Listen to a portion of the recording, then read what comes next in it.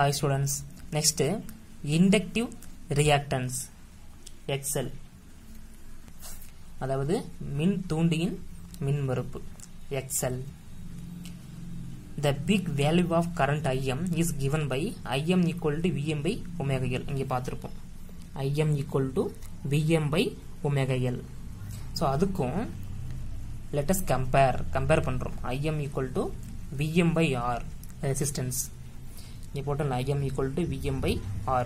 இதை ரெண்டையும் கம்பேர் பண்ணும்போது the quantity omega L plays the same role. ரெண்டுமே சேம் தான். அதாவது இந்த ரெசிஸ்டன்ஸ்க்கு R போல நான் போட்டிருக்கோம். இங்கே இண்டக்டிவ் ரியாக்டன்ஸ் ஒமேகா Lன்னு போட்டிருக்கோம். அவ்வளவுதான். ஏன்னா இது வந்துட்டு இண்டக்டன்ஸ். ஓகேவா? ரெண்டுமே சேம் ரோல் தான். as the resistance in resistive circuit.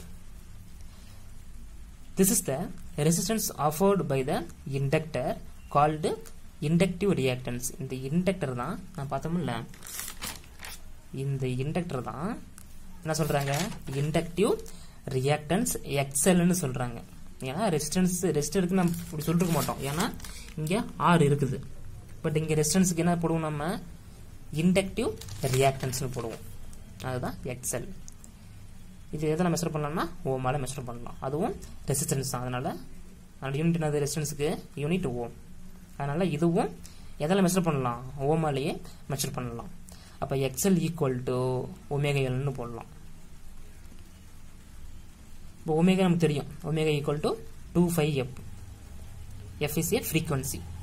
இப்போ XL ஈக்குவல் டு இது இங்கே அப்ளை பண்ணோம்னா 2πf இன்ட்டு Lன்னு கிடைக்கும்.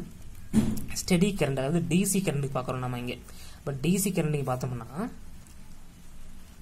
ஸ்டெடி கரண்ட் டிசி கரண்ட்டுக்கு ஃப்ரீக்வன்சி எப்படி இருக்கும், 0 ஃப்ரீக்வன்சி இருக்காது. அப்போ F ஈக்குவல் டு 0. இப்போ இதை கொண்டு போயிட்டு இதில் அப்ளை பண்ணோம்னா F 0 இருந்தால் இந்த ஹோல் டைம் என்னாகும், 0 இருக்கும். ஏன்னா 0 இன்ட்டு எனி வேல்யூ 0.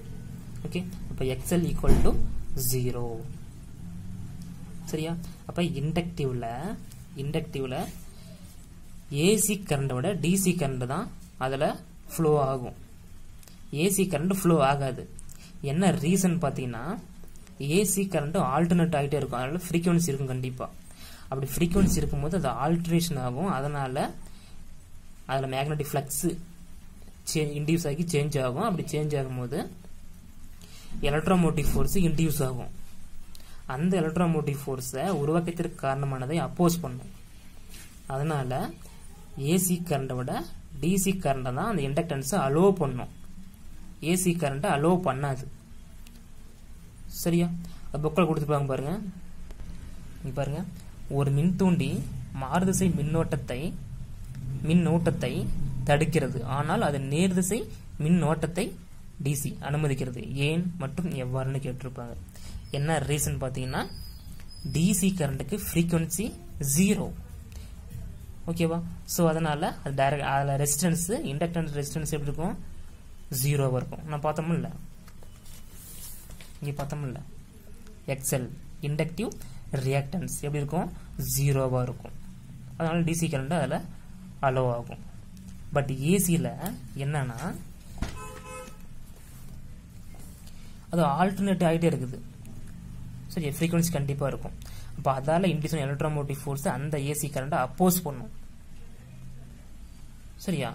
அதனால ஏசி கரண்ட்டை அலோவ் பண்ணாது, டிசி கரண்ட்டை மட்டும்தான் அதை அலோவ் பண்ணும். ஓகேவா? ஸோ பொறுமையாக பாருங்க, இது நல்லா பார்த்துக்கோங்க இந்த டேபிளேஷனை. இதை வந்துட்டு 2 மார்க் ஆர் 3 மார்க்கில் கேட்பாங்க. அதாவது கம்பல்சரி கொஸ்டின் இருக்குல்ல, அந்த மாதிரி இதில் இந்த டேபிளேஷனை கேட்பாங்க. சரியா? Okay, thank you.